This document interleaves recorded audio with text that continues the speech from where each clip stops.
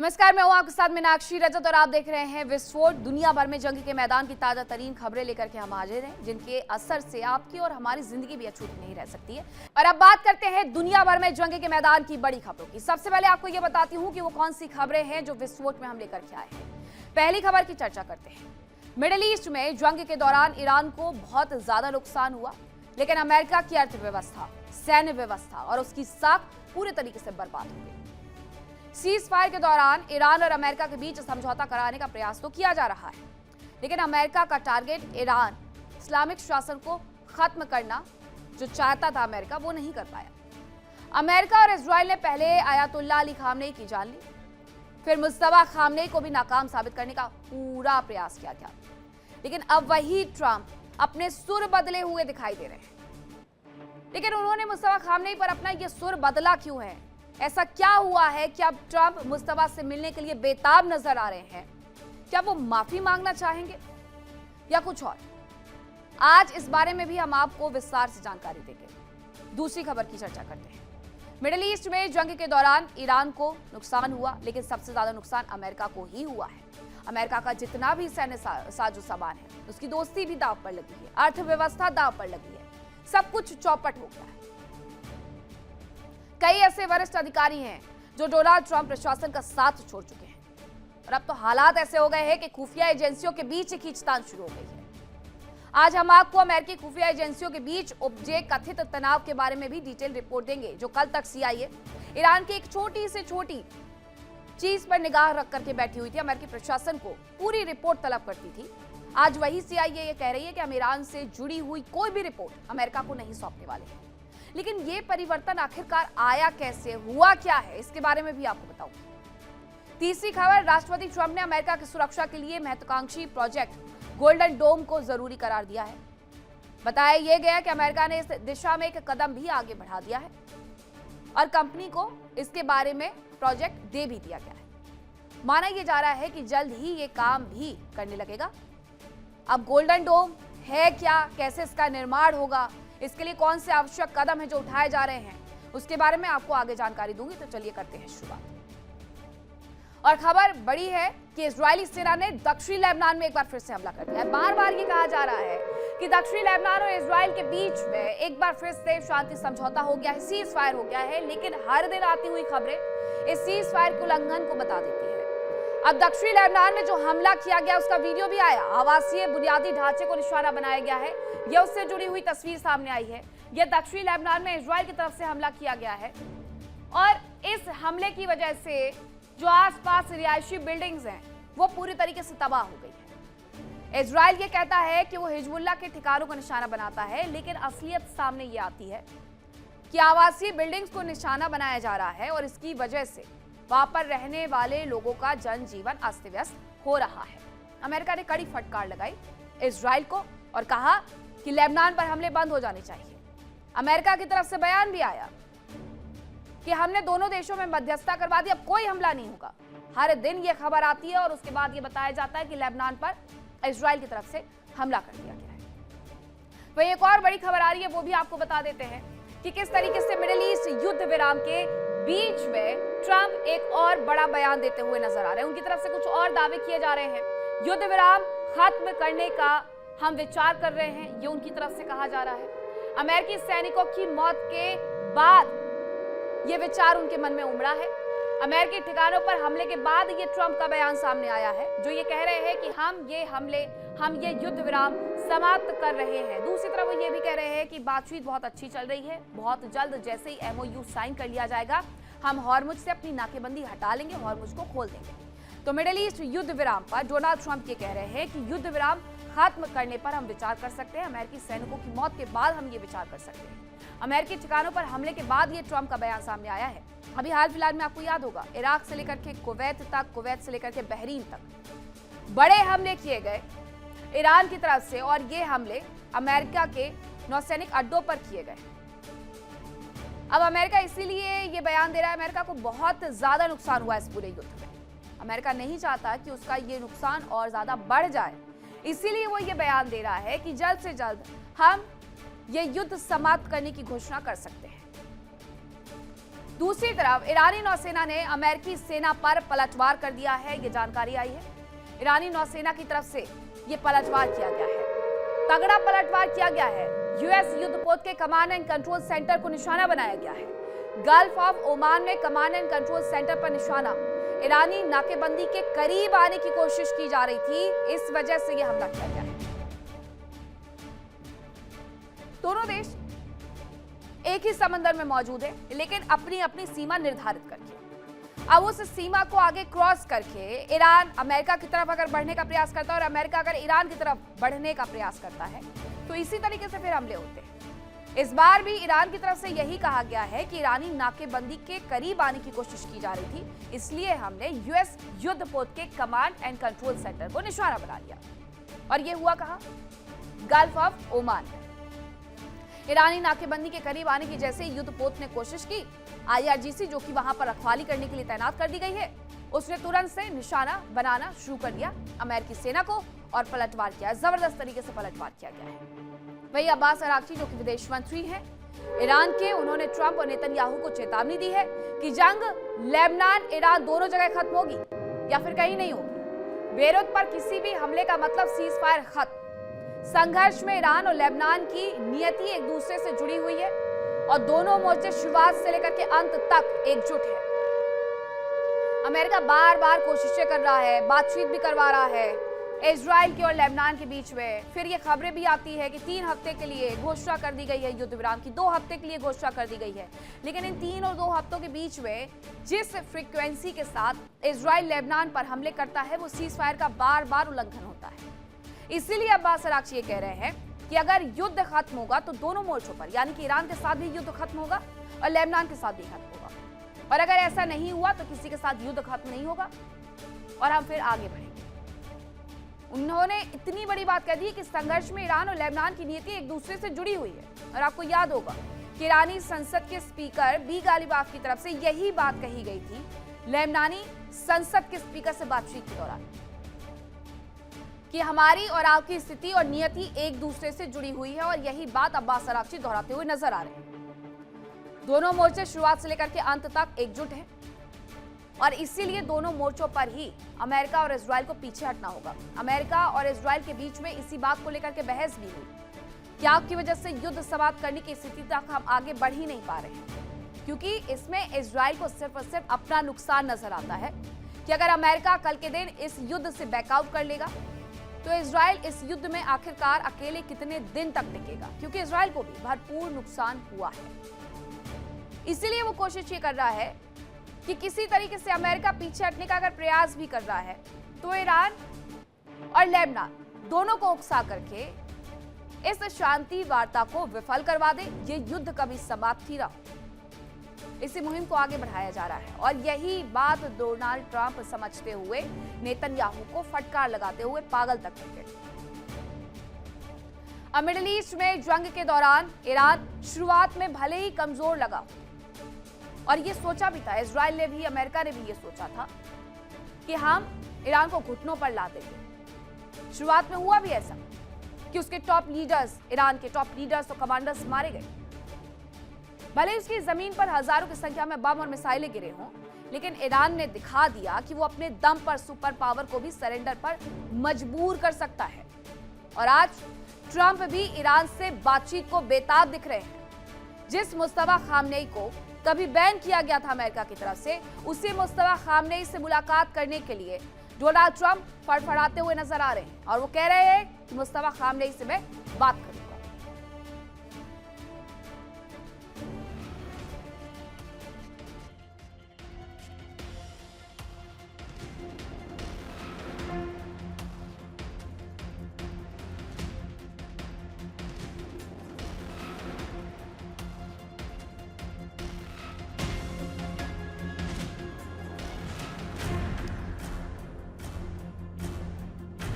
America की economy बेहद मजबूत है।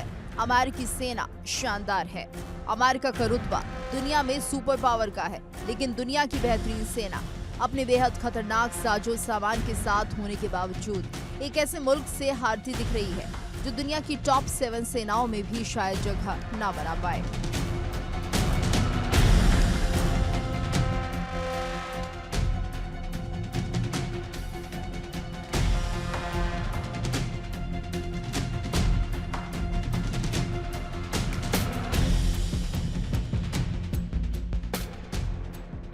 दुनिया की शानदार सेना का सुप्रीम कमांडर आज ईरान जैसे छोटे से मुल्क के सुप्रीम लीडर के आगे नतमस्तक होता दिख रहा है।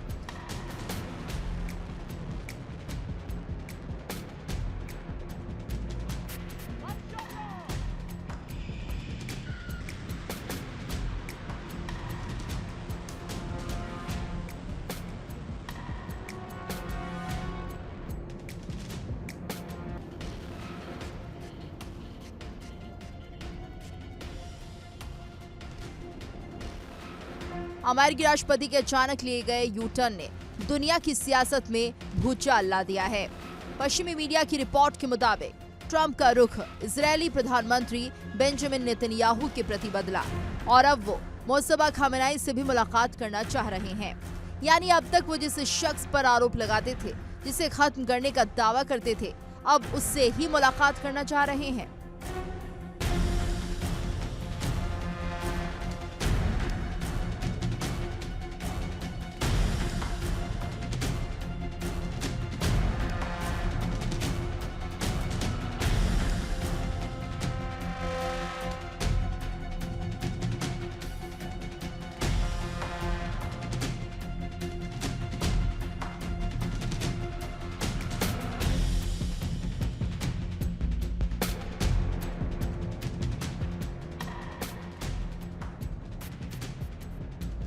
दावा किया जा रहा है कि कल तक ईरान को तबाह करने की धमकी देने वाले ट्रंप के सुर अब पूरी तरह से बदल चुके हैं।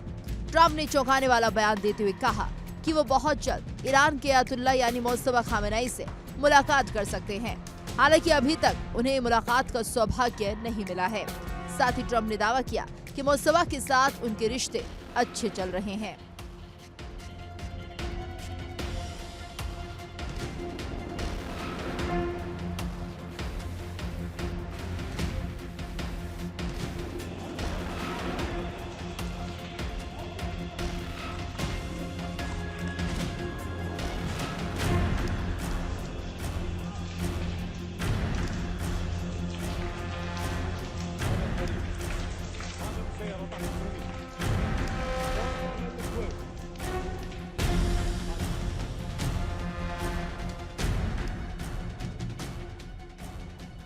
मीडिया रिपोर्ट्स के मुताबिक ट्रंप ने ईरान की तारीफ करते हुए कहा कि ईरान इस बात पर राजी हो गया है कि वो कभी परमाणु हथियार नहीं बनाएगा। ट्रंप की यू टर्न ने इजरायल के होश उड़ा दिए हैं, क्योंकि वो सालों से ईरान को अपना सबसे बड़ा दुश्मन मानता आया है।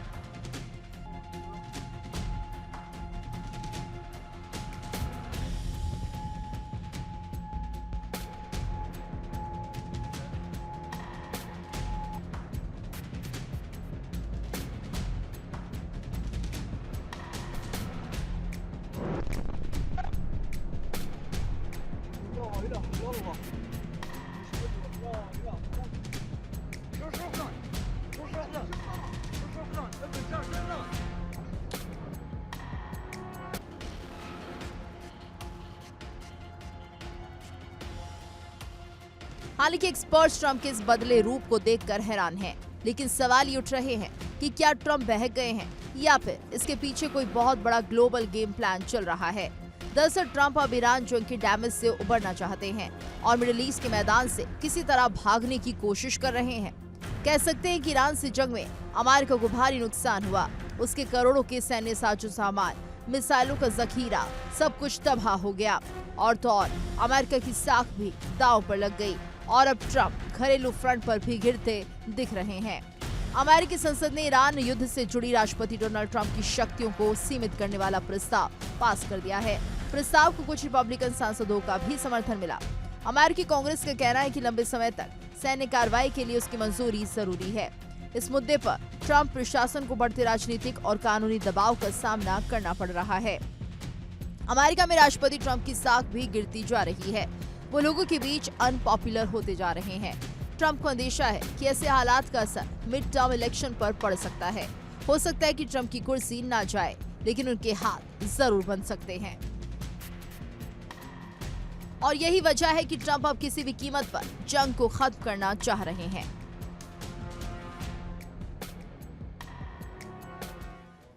मुस्तफा खामनेई को लेकर के ट्रंप ने एक बार फिर से यू टर्न लिया है।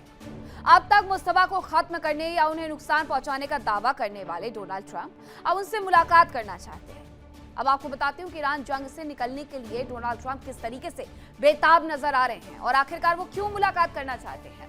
तो ईरान युद्ध में बैकफुट पर है डोनाल्ड ट्रंप, मुलाकात करने की बातें कह रहे हैं ईरान के सुप्रीम लीडर मुस्तफा से।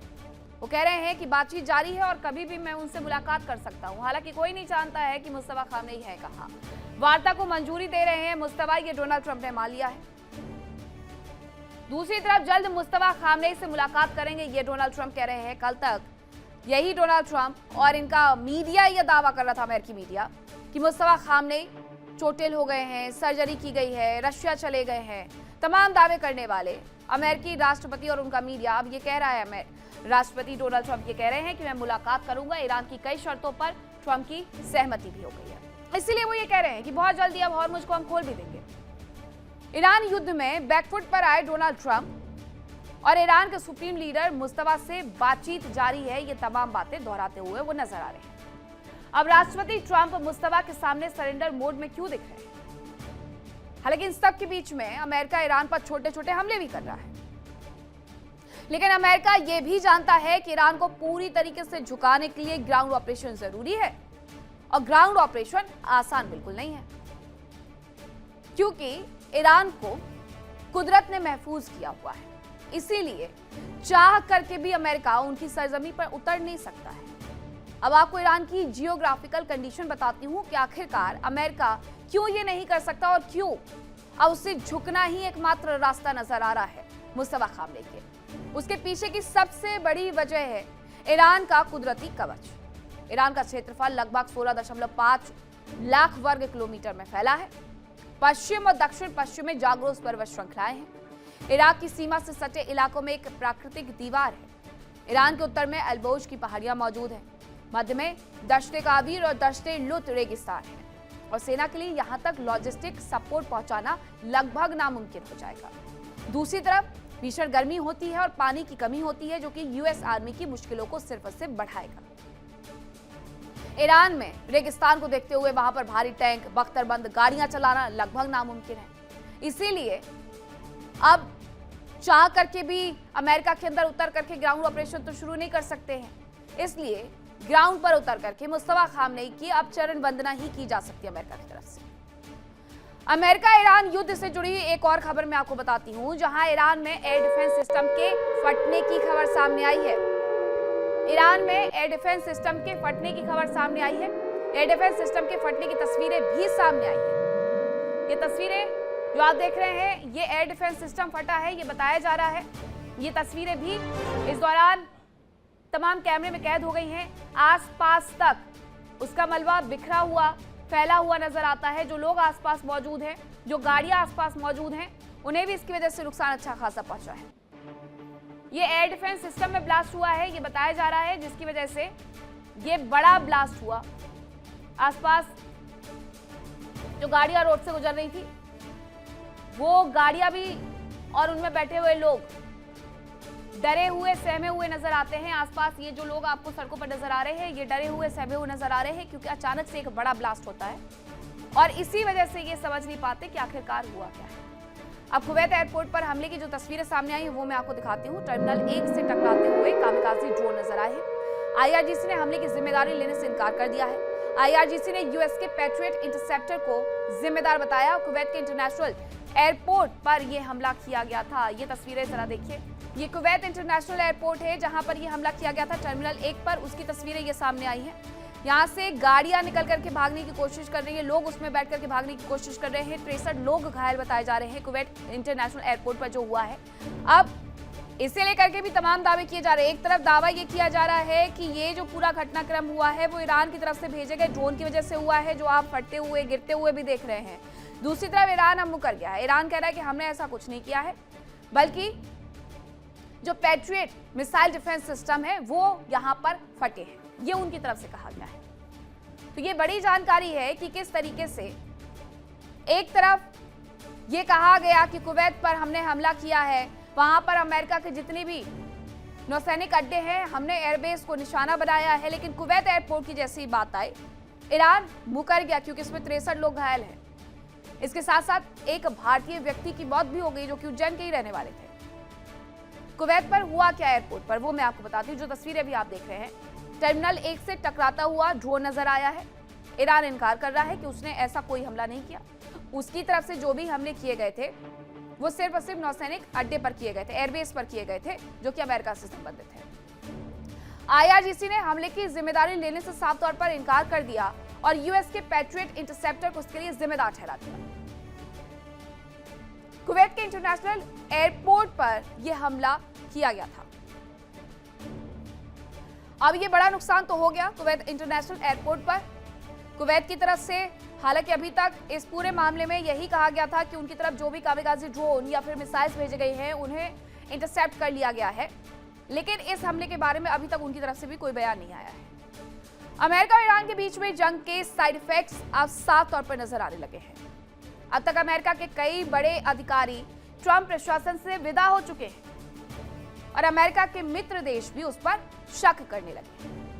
खाड़ी के देश तो अमेरिका का साथ लगभग छोड़े हुए नजर आते हैं और अब हालात ऐसे हो गए हैं कि खाड़ी से अमेरिका की विदाई लगभग तय मानी जा रही है। यानी अब अमेरिका के लिए हालत बेहद बुरे हो सकते हैं। और इस बीच अमेरिका के लिए एक और बुरी खबर है।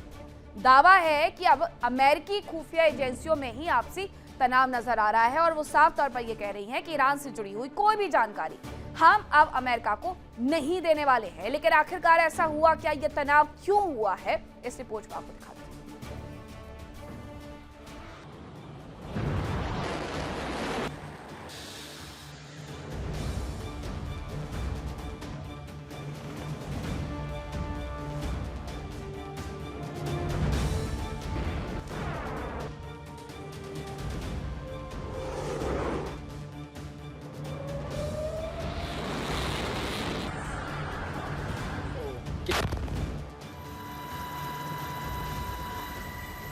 अमेरिका और इजराइल बहुत लंबे समय से ईरान के खिलाफ ऑपरेशन चला रहे थे।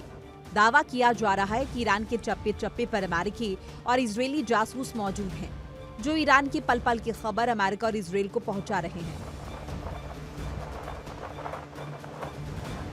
ईरान में हुए विरोध प्रदर्शनों को लेकर भी कहा जा रहा था कि इसके पीछे CIA और मोसाद का हाथ था। उन्होंने दंगे भड़काए, यहाँ तक कि अयातुल्लाह अली खामनेई की एक मूवमेंट ट्रैक की और आखिरकार उन पर 28 फरवरी 2026 को सटीक हमला किया गया, जिसमें उनकी मौत हो गई। शुरुआती दौर में ईरान हारता दिखा, लेकिन अब जंग के साइड इफेक्ट सामने आने लगे हैं और अमेरिका इस युद्ध में हारता दिख रहा है। दावा किया जा रहा है कि ईरान की सूचनाओं को लेकर ही अमेरिका की खुफिया एजेंसीज के बीच ही टकराव दिख रहा है। खबरों के मुताबिक अमेरिका की दो प्रमुख एजेंसीज CIA और office of the director of national intelligence यानी ODNI के बीच पिछले कुछ समय से तनाव बढ़ता जा रहा है। सूत्रों के मुताबिक CIA ने ईरान युद्ध समेत कुछ अहम खुफिया रिपोर्ट्स पर काम करना बंद कर दिया है। मीडिया रिपोर्ट्स में दावा किया जा रहा है कि दोनों एजेंसीज में जानकारी साझा करने और काम की जिम्मेदारियों को लेकर मतभेद चल रहे हैं। बताया जा रहा है कि विवाद तुलसी गबार्ड के डायरेक्टर ऑफ नेशनल इंटेलिजेंस यानी DNI बनने के बाद शुरू हुआ था। सूत्रों के मुताबिक ईरान से जुड़ी खुफिया रिपोर्ट्स में दावा किया जा रहा है कि अब CIA पहले की तरह नियमित रूप से शामिल नहीं हो रही। अमेरिका फरवरी से ईरान से जुड़े सैन्य संघर्ष में शामिल है। ऐसे में दोनों एजेंसीज के बीच कोऑर्डिनेशन कम होता दिखाई दे रहा है। सूत्रों का कहना है कि CIA और ODNI अब तकरीबन अलग अलग एनालिसिस करने वाली एजेंसीज की तरह काम कर रहे हैं। बताया जा रहा है कि पिछले साल दोनों एजेंसीज के बीच तनाव इतना बढ़ गया था कि CIA ने कुछ समय के लिए नेशनल इंटेलिजेंस काउंसिल यानी NIC के रिपोर्ट्स को अपने इंटरनल नेटवर्क पर जारी करना बंद कर दिया था। इससे इन रिपोर्ट्स तक पहुंच प्रभावित हुई है। हालांकि एक अमेरिकी अधिकारी ने कहा कि समस्या सिर्फ कुछ घंटों तक रही और इसकी वजह तकनीकी प्रक्रिया से जुड़ी दिक्कत थी। सूत्रों का दावा है कि तुलसी गबार्ड ने पद संभालते ही राष्ट्रपति को दी जाने वाली रोजाना की खुफिया रिपोर्ट प्रेसिडेंशियल डेली ब्रीफ यानी PDB पर ज्यादा कंट्रोल रखा। पहले इस रिपोर्ट को तैयार करने में CIA की अहम भूमिका होती थी। बताया जा रहा है कि गबार्ड ने डायरेक्टर्स इनिशिएटिव्स ग्रुप नाम का स्पेशल ग्रुप बनाया था, जिसका मकसद खुफिया एजेंसीज में कथित राजनीतिक पक्षपात की जांच करना बताया गया। इस समूह ने पूर्व राष्ट्रपति जॉन F. कैनेडी की हत्या से जुड़े दस्तावेजों को सार्वजनिक करने, चुनावी वोटिंग मशीन्स की सुरक्षा की जांच और कोविड-19 के ओरिजिन की पड़ताल पर भी काम किया। बताया जा रहा है कि मई 2025 में गबार्ड ने एनआईसी का नेतृत्व कर रहे CIA के 2 सीनियर अफसरों को हटा दिया। अगस्त 2025 में गबार्ड ने 37 ऑन ड्यूटी और पूर्व अधिकारियों की सुरक्षा मंजूरी रद्द कर दी। इस दौरान विदेश में तैनात CIA के एक सीक्रेट अफसर की पहचान भी सामने आ गई। गबार्ड ने आरोप लगाया कि लोगों ने खुफिया जानकारी को राजनीतिक रूप से इस्तेमाल किया और लीक किया, लेकिन इसके भी कोई सबूत सार्वजनिक नहीं किए गए। हालांकि अभी ये दावा किया जा रहा है कि तकनीकी वजहों से जानकारी साझा नहीं हो पाई, लेकिन ये घटना भी कहीं न कहीं एजेंसीज के बीच आपसी खींचतान को दिखाने के लिए पर्याप्त लग रही है। Bureau report, India daily. तो अब यूएस की खुफिया एजेंसियों में भी टकराव देखने को मिल रहा है, तनाव देखने को मिल रहा है। CIA और office of the director of national intelligence के बीच में तनाव की जानकारी मिली। तुलसी गबार्ड चली गई हैं और तुलसी गबार्ड की DNI बनने के बाद अब तनाव है। वहीं जानकारी साझा करने और जिम्मेदारी को लेकर के मतभेद की खबरें भी हैं। CIA ने युद्ध समेत अहम जानकारी पर काम करना बंद कर दिया है, ये सूत्रों का दावा है। ईरान से जुड़े खुफिया असेसमेंट से दूर हो रही है CIA, ये भी बताया गया पश्चिमी मीडिया के हवाले से। अब खबर आपको बताती हूँ कि अमेरिका ईरान वार्ता से जुड़ी हुई जानकारी आ रही है। ईरान के विदेश मंत्री अब्बास अराक्ची की तरफ से बड़ा बयान जारी किया गया है। उनका कहना है कि यूएस के साथ संपर्क पूरी तरीके से खत्म नहीं हुआ है। दोहा में बातचीत चल रही है, कतर में बातचीत चल रही है। इसी को लेकर के वो ये कह रहे हैं कि हमारे यूएस के साथ संपर्क पूरी तरीके से खत्म नहीं हुआ है और बातचीत में अब तक ठोस प्रगति नहीं हुई है, वो ये भी स्वीकार कर रहे हैं। इसी बातचीत को लेकर के डोनाल्ड ट्रंप ये कह रहे हैं कि हमारे बीच की बातचीत बहुत अच्छी चल रही है। जैसे ही MOU साइन होगा, हम हॉर्मुज से अपनी नाकेबंदी को हटा लेंगे। यानी अब्बास अराक्ची जो कह रहे हैं और डोनाल्ड ट्रंप जो कह रहे हैं, दोनों ही अपोजिट बयान देते हुए नजर आ रहे हैं।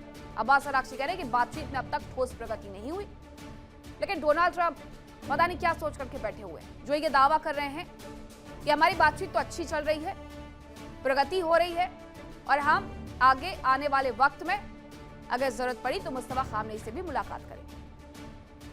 अब्बास अराक्ची सिरे से इस बात को नकार रहे हैं। वो ये मान रहे हैं कि यूएस के साथ संपर्क खत्म नहीं हुआ है, लेकिन बातचीत में कोई प्रगति देखने को नहीं मिल रही है।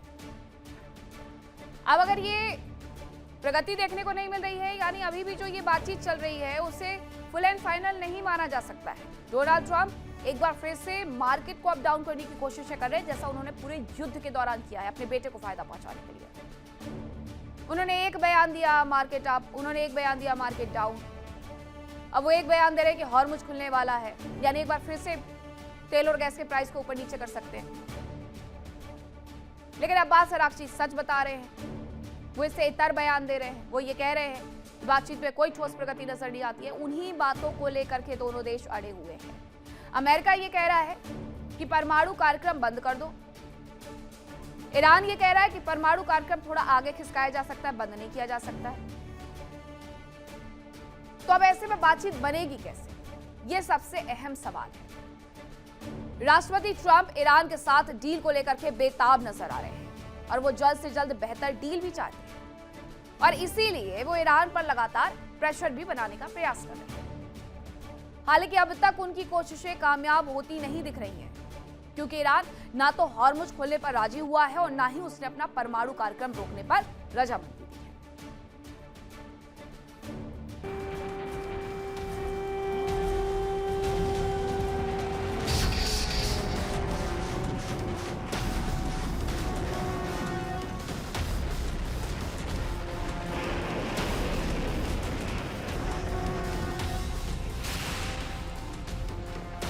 अमेरिका और इजरायल हमेशा से ईरान के परमाणु कार्यक्रम के खिलाफ रहे हैं। दोनों ने पिछले साल जून में भी ईरान पर हमले किए थे।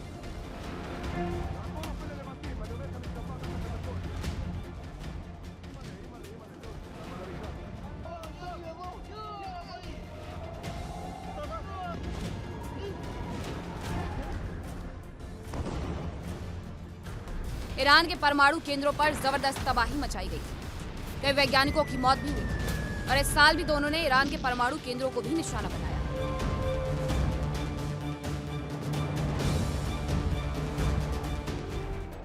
मिडिल ईस्ट में जंग के बीच अमेरिका ने एक तरफा सीजफायर का ऐलान किया।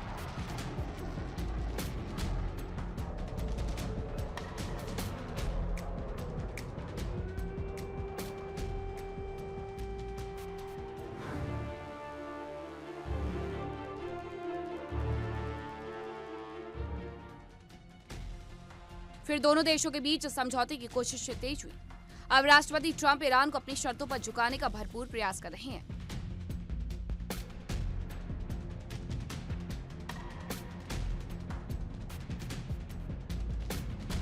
हालांकि दोनों के बीच अब तक डील नहीं हो पाई। राष्ट्रपति ट्रंप ने एक इंटरव्यू में डील को लेकर बड़ा बयान दिया। ट्रंप ने कहा कि समझौते में 2 वजहों से देरी हो रही है। पहली वजह इजराइल और हिजबुल्लाह के बीच का विवाद।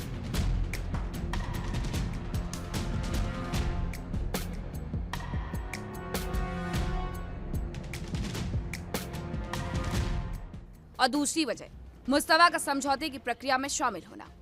ट्रंप के अनुसार मुस्तवा तक देरी से संदेश पहुंचाए जाते हैं, जिसके कारण समझौते तक पहुंचने में वक्त लग रहा है।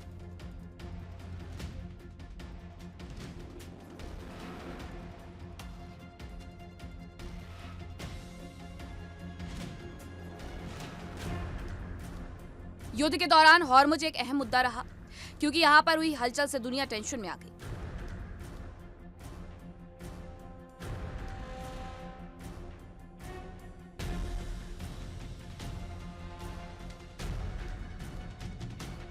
दुनिया के कई मुल्कों में एनर्जी क्राइसिस पैदा हो गई।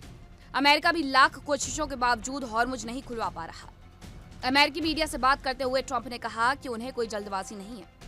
ट्रंप के अनुसार 7 सितंबर तक हॉर्मुज में नाकेबंदी खत्म हो सकती है।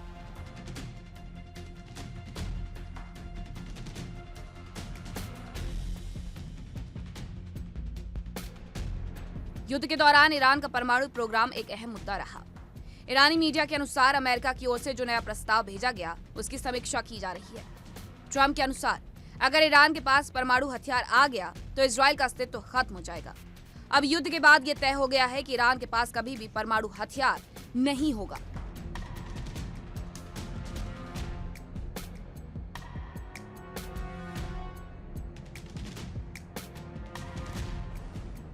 ट्रंप ने माना कि एयर स्ट्राइक के जरिए ईरान की सैन्य व्यवस्था को काफी नुकसान पहुंचाया जा चुका है। ईरान की स्थिति ठीक नहीं है और अब वहां सैनिक भेजने की आवश्यकता नहीं है। एयरफोर्स के जरिए ही ईरान की मिलिट्री को नुकसान पहुंचाया जा चुका है।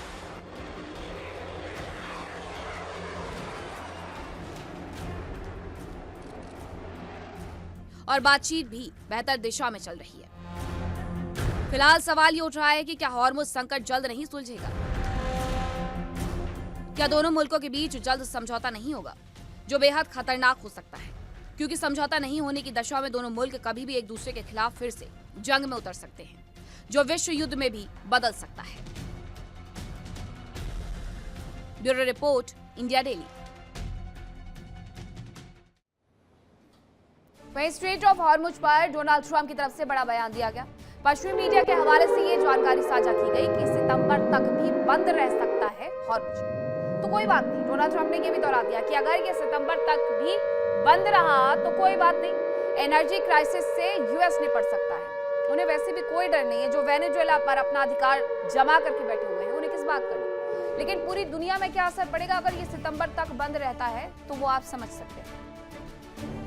एशिया से लेकर के यूरोप तक तमाम देश त्राहिमाम करते हुए नजर आ रहे हैं और डोनाल्ड ट्रंप उन तमाम देशों से ये कह रहे हैं कि अगर तेल चाहिए तो यूएस से ले लो।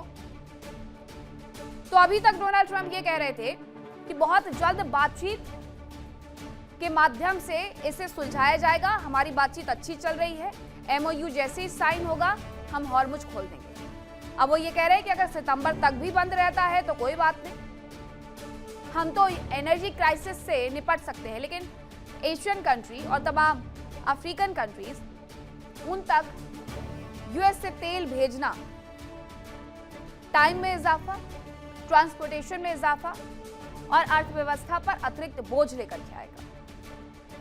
बाकी के देश इस स्थिति से निपटने के लिए तैयार नहीं है। अमेरिका सिर्फ अपनी स्थिति स्पष्ट कर रहा है कि वो निपट सकता है, बाकी के देशों का वो खुद देख ले। जिसे तेल चाहिए वो जाकर के डोनाल्ड ट्रंप के राष्ट्र अमेरिका से खरीद। तो राष्ट्रपति डोनाल्ड ट्रंप अपने बयानों पर कभी टिके हुए नजर नहीं आते और अभी भी वही स्थिति है कि हॉर्मुज खुलने वाला है।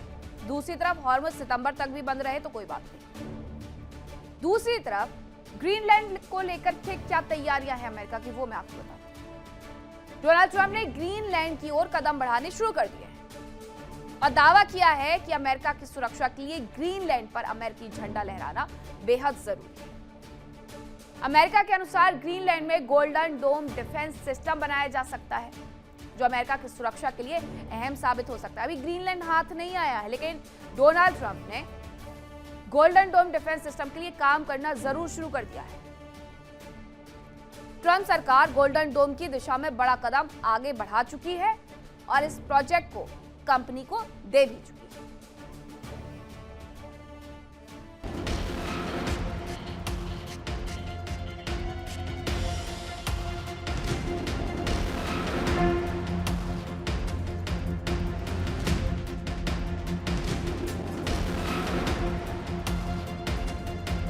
अमेरिकी राष्ट्रपति ट्रंप ने गोल्डन डोम एयर डिफेंस सिस्टम को अमेरिका की सुरक्षा के लिए अहम बताया और अब अमेरिकी स्पेस फोर्स ने स्पेसएक्स को $4.16 बिलियन का अहम कॉन्ट्रैक्ट दे दिया। यह deal golden dome missile defence system का हिस्सा है। इसके तहत कंपनी ऐसे सैटेलाइट बनाएगी जो अंतरिक्ष से हवाई खतरों को ट्रैक करेंगे। इस प्रोजेक्ट को SBAMTI नाम दिया गया है।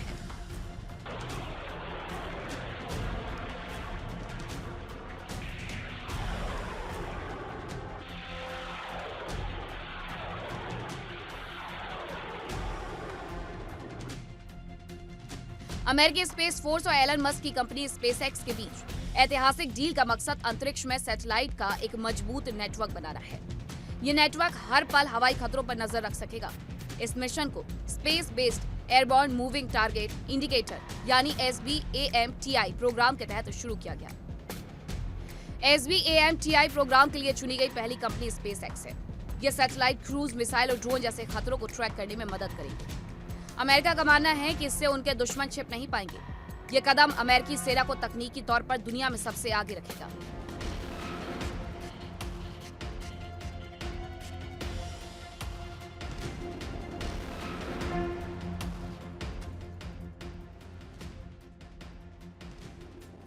पहले सेना मुख्य रूप से निगरानी विमानों का उपयोग करती थी और अब स्पेस टेक्नोलॉजी इसमें एक बड़ा बदलाव लाने वाली है।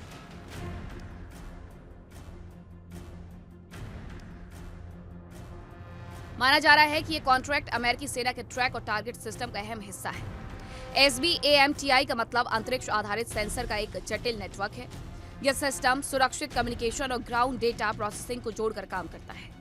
स्पेसएक्स इसके तहत सैटेलाइट का एक विशेष समूह विकसित करेगी जो धरती के किसी भी कोने में हवाई जहाजों और मिसाइलों का पता लगा सकेंगे।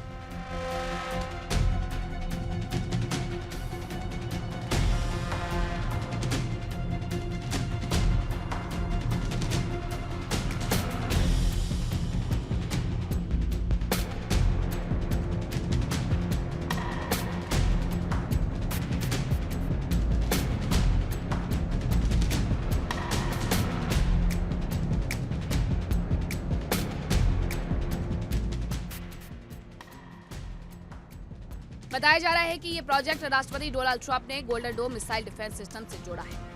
यह सिस्टम अमेरिका को हवा और अंतरिक्ष दोनों स्तर पर सुरक्षित रखने के लिए बनाया जा रहा है। यह कॉन्ट्रैक्ट अंतरिक्ष रक्षा क्षेत्र में एक बड़ी पहल है। स्पेसएक्स का यह पूरा सिस्टम कई तरह के एडवांस सेंसर पर आधारित होगा। यह सेंसर अंतरिक्ष से सीधे तौर पर हवा में उड़ते हुए टारगेट की लोकेशन कैप्चर करेंगे। इसके बाद इस डेटा को सुरक्षित कम्युनिकेशन लिंक के जरिए धरती पर भेजा जाएगा।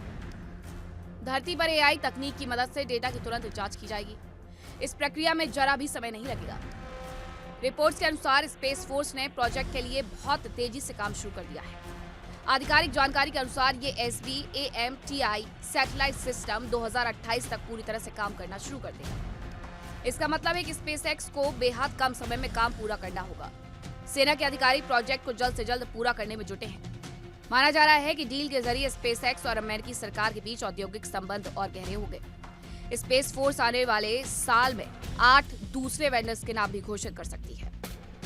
इससे इस प्रोग्राम में और तेजी आएगी। बताया जा रहा है कि यह सिस्टम किसी एक जगह पर नहीं बल्कि लो अर्थ ऑर्बिट में तैनात होगा। ये सैटेलाइट पृथ्वी के चारों ओर चक्कर लगाते हुए ग्लोबल कवरेज देंगे। अमेरिका इन्हें किसी भी विशेष युद्ध क्षेत्र पर केंद्रित कर सकता है। जहां भी अमेरिकी सेना को दुश्मनों की मिसाइल का खतरा महसूस होगा, वहां यह सिस्टम अलर्ट भेज देगा। इस प्रोजेक्ट का बजट लगातार बढ़ रहा है। गोल्डन डोम डिफेंस शील्ड का कुल खर्च अब $185 बिलियन तक पहुंच चुका है। माना जा रहा है कि ये तकनीक अमेरिकी सेना को किसी भी संभावित हमले की जानकारी पहले ही दे देगी। हालांकि इसके बावजूद पुराने विमान पूरी तरह से नहीं हटाए जाएंगे। नए सैटेलाइट सिस्टम और विमान एक दूसरे के पूरक के तौर पर काम करेंगे। Bureau report, India daily. तो यूएस का ये गोल्डन डोम प्रोजेक्ट है क्या, वो फिर से आपको एक बार ग्राफिक्स के माध्यम से मैं बताती हूँ। जहाँ अमेरिकी स्पेस फोर्स और स्पेसएक्स के साथ करार किया जा रहा है। ये करार हो रहा है अमेरिकी स्पेस फोर्स का स्पेसएक्स के साथ। $4.16 बिलियन का ये कॉन्ट्रैक्ट किया गया है और मिसाइल डिफेंस सिस्टम का ये अहम हिस्सा होगा गोल्डन डोम। स्पेसएक्स अंतरिक्ष में तैरने वाले सैटेलाइट्स बनाएगी। अंतरिक्ष में हवाई खतरे को ट्रैक करने में सक्षम होंगे ये सैटेलाइट्स। SBAMTI प्रोग्राम के तहत इन्हें शुरू किया गया है, यानी अंतरिक्ष से ही अमेरिका को सुरक्षा मिले, इसे इस तरीके से डिजाइन किया गया है। कोई भी देश कहीं से भी अगर हमला करेगा तो अंतरिक्ष से ये मिसाइल डिफेंस सिस्टम उसे पूरी तरीके से तबाह कर देगा, उन मिसाइलों को, उन ड्रोन्स को। अब ये SBAMTI प्रोजेक्ट क्या है वो आपको बताती हूँ। Space based airborne moving target indicator programme के तहत कार्यक्रम है। अमेरिकी सेना के ट्रैक और टारगेट सिस्टम का अहम हिस्सा है और प्रोग्राम के तहत ये सैटेलाइट का मजबूत नेटवर्क तैयार करेगा। सुरक्षित कम्युनिकेशन और ग्राउंड डेटा प्रोसेसिंग को जोड़ करके ये काम करता है। एयरक्राफ्ट, मिसाइल और ड्रोन जैसे खतरों को ट्रैक कर सकता है। अमेरिका की हवाई और अंतरिक्ष में सुरक्षा सुनिश्चित करेगा ये प्रोजेक्ट। सैटेलाइट से निगरानी आखिरकार आवश्यक क्यों है? निगरानी के लिए E3 सेंट्री, E1 वेस्ट्रेल विमानों का इस्तेमाल होता है। निगरानी विमानों को दुश्मन के क्षेत्र में भेजना असुरक्षित है और अंतरिक्ष में सैटेलाइट बिना किसी खतरे के इन्हें ट्रैक कर सकते हैं। डेटा को सुरक्षित कम्युनिकेशन लिंक के जरिए भेजा जाएगा धरती पर, और धरती पर AI के माध्यम से डेटा को तुरंत एनालिसिस करके तैयार कर लिया जाएगा।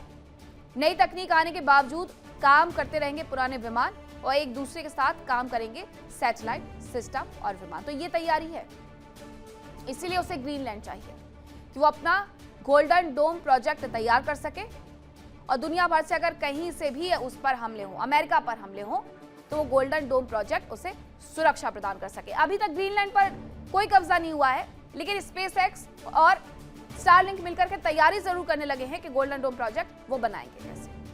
तो ये थी खबरें आज की विस्फोट में। फिलहाल वक्त एक छोटे से ब्रेक का, कहीं मत जाइएगा, खबरों का सिलसिला लगातार जारी है। इंडिया डेली अब आपको स्मार्ट टीवी पर भी मौजूद है। देखिए इंडिया डेली 24/7 अब आपकी स्मार्ट टीवी पर। इंडिया डेली मौजूद है सभी डिजिटल प्लेटफॉर्म पर लाइव और लगातार। इंडिया डेली 24/7 हर दिन राष्ट्र को समर्पित।